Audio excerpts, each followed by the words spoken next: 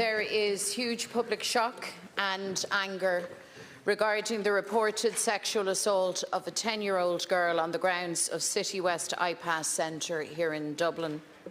A man in his 20s has been charged in connection with the assault, and I think An Garda Síochána are to be commended for their work in making this arrest. Of course, our first concern is for the welfare of this young child. Tusla has confirmed that this child was in their care.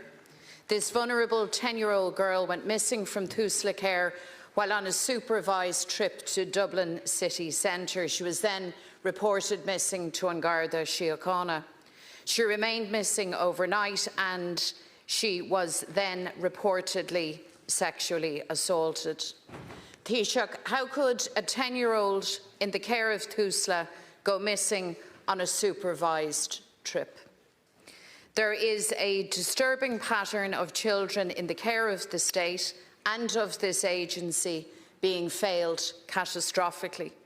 We think of 6-year-old Kyron Dernan, missing and presumed dead, 3-year-old Daniel Arubose, whose skeletal remains were found in Donabate last month, and of course 17-year-old Vadkim Davidenko, who was stabbed to death at a Tusla care facility in North Dublin only last week. It really begs the question, what on earth is going on with Tusla? Why is this happening again and again?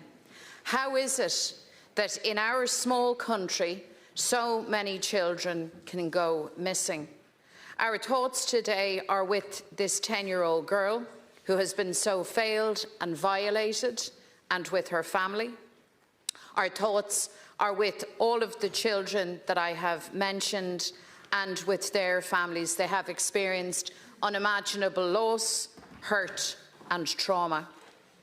Taoiseach, it's also reported that the man now charged with this assault was subject to a deportation order issued in March of this year.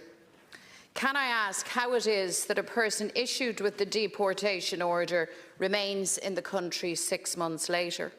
People are now asking how this was allowed to happen, why the order wasn't enforced, and did the authorities know that he was still in the state?